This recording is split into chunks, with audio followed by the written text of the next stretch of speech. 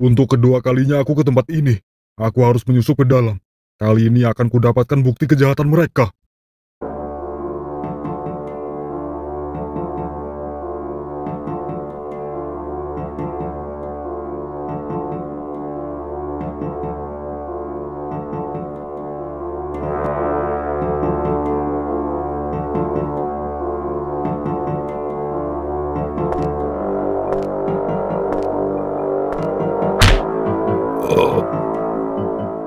Apa kau tahu maksud kedatanganku ke sini, Bernard? Iya, Tuan. Maafkan aku. Aku benar-benar tidak sengaja membunuhnya. Aku tidak butuh alasanmu, Bernard. Kau sudah membunuh satu-satunya orang yang mengetahui file rekaman itu. Apa kau sadar dengan kebodohanmu itu? Aura membunuh yang sangat mengerikan. Siapa orang itu sebenarnya? Aku semakin penasaran. Aku harus mendekat lagi. Siapa itu? Gawat. Aku harus cepat pergi dari tempat ini. Sepertinya ada tikus masuk. Siapa yang berani masuk ke tempat ini? Biarkan aku yang memeriksanya, Tuan.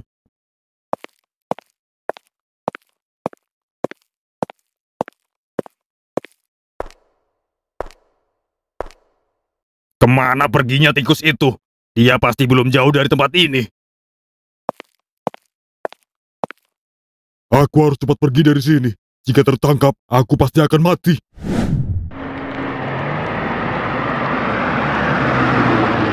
Brengsek, dia berhasil kabur. Syukurlah, aku bisa kabur dari tempat mengerikan itu. Maaf, Tuan. Aku mengakui kesalahanku. Tapi, dengarkan penjelasanku. Aku tidak butuh penjelasanmu, Bernard. Kau sudah mengabaikan perintahku. Gara-gara kau membunuhnya, aku kehilangan file rekaman itu. Aku juga harus membunuhmu. Tunggu, Tuan. Putrinya Benny masih hidup. Apa kau bilang? Risti masih hidup. Aku melihatnya sendiri. Saat Benny terkapar, anak itu berteriak dan memanggilnya dengan sebutan ayah. Jangan pernah membohongiku, Bernard. Dia sudah lama mati. Aku tidak bohong, Tuan. Aku juga melihat Benny memberikan sebuah kunci kepada putrinya. Sebelum aku kabur, aku melihat mereka membicarakan sesuatu. Risti, kamu jangan percaya dengan kepolisian di kota ini. Bawalah kunci ini. Lalu kamu pergi ke Mutiara Bank. 15 April. Ayah! Kalau memang benar Risti masih hidup, aku masih punya kesempatan untuk bertemu dengannya dan mendapatkan file rekaman itu. Baiklah, aku akan berikan kau kesempatan sekali lagi. Terima kasih, Tuan. Tapi kau harus bawa gadis itu ke hadapanku hidup-hidup. Jika ada satu goresan saja di tubuhnya, aku akan menghabisimu. Baik, Tuan. Kali ini aku memang tidak bisa melawanmu. Tapi aku janji, aku akan membalas penghinaan ini. Edward, kali ini kau harus menemani Bernard. Baik, Tuan. Aku tidak melihat Cakra dan Birawa di sini. Di mana mereka? Bos sedang ada pertemuan dengan klien, Tuan. Jadi begitu. Jika sudah kembali, katakan pada mereka untuk datang ke tempatku. Baik, Tuan. Akan kusampaikan pesan Anda kepada bos. Bagus. Max, ayo kita pergi. Baik, Tuan.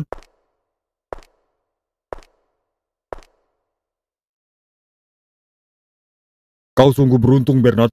Tuan besar tidak jadi membunuhmu. Ini semua sudah aku perhitungkan.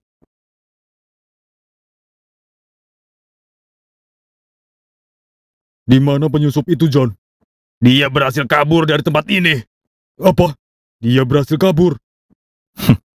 Kau sangat tidak berguna. Menangkap seekor tikus saja kau tidak becus. Jika orang itu masih ada, mungkin kau akan bernasib sama denganku. Diam kau brengsek! John gagal menangkap penyusup itu. Dia pasti bukan orang biasa.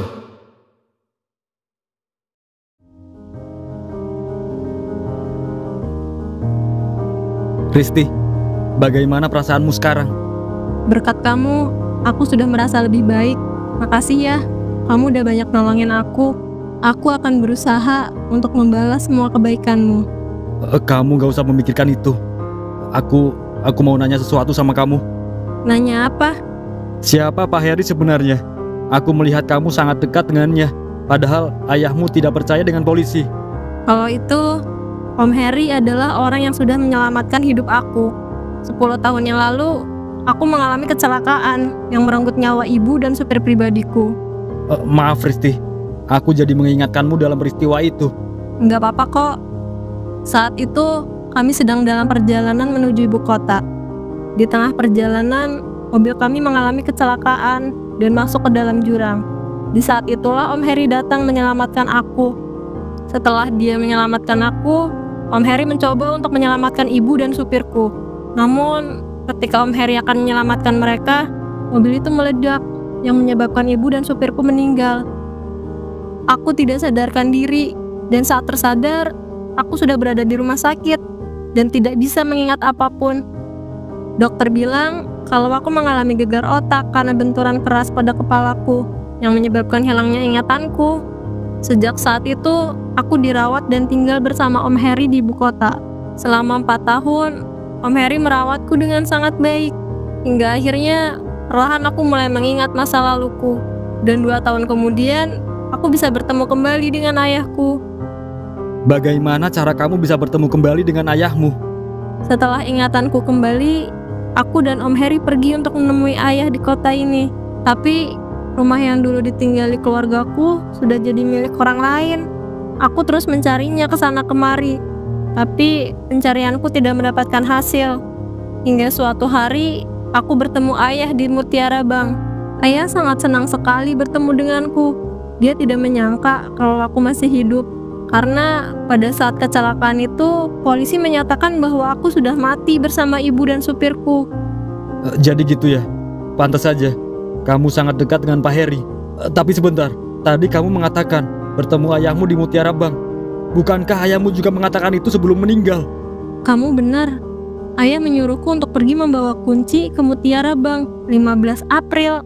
Aku tidak mengerti maksud ayah. Kalau kamu penasaran, aku bisa mengantarmu ke sana. Mungkin ayahmu ingin memberitahu sesuatu yang sangat penting untukmu. Apa kau tahu tempat itu?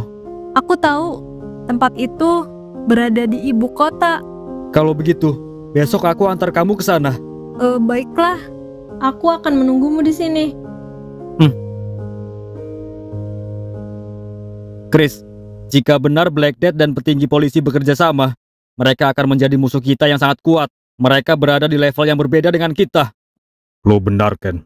Jika kekuatan kita sebatas ini, kita hanya akan menjadi beban buat Miko. Karena itulah, kita harus meningkatkan kekuatan kita. Tapi, gua nggak tahu siapa orang yang bisa melatih kita. Gua tahu sesuatu. Di kota ini, ada orang yang sangat kuat. Dia bisa melatih kita. Siapa dia, Chris? Orang itu bernama Darius, si tangan besi. Bukankah dia hanya sebuah legenda di kota ini? Kita tidak tahu kebenaran tentang dia, Chris. Lo memang benar. Dia hanya sebuah legenda di kota ini. Tapi, orang yang memberitahu gua itu, dia orang yang sangat gua percaya. Sebenarnya, siapa yang memberitahu lo, Chris? Dia adalah orang yang melatih gua dari kecil. Untuk saat ini, tidak ada salahnya jika kita coba untuk menemuinya. Benar juga sih. Apa lo tahu keberadaan dia sekarang? Dia berada di lembah gunung, di sebelah barat kota ini. Di lembah gunung? Baiklah, kita coba temui dia. Ayo kita pergi sekarang.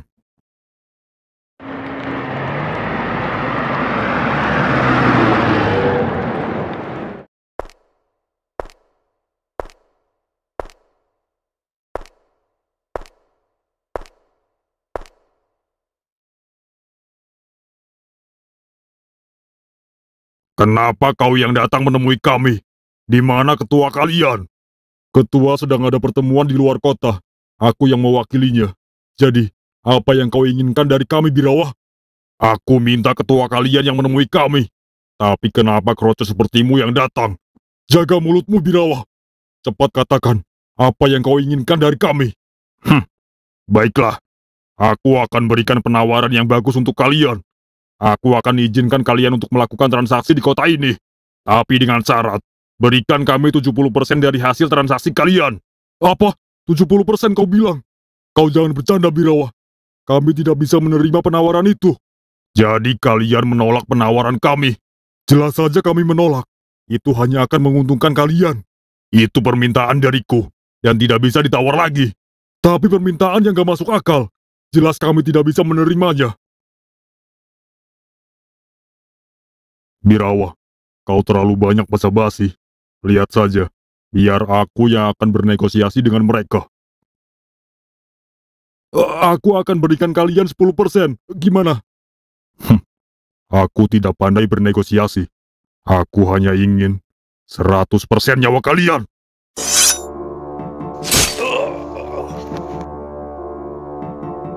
Brengsek kau.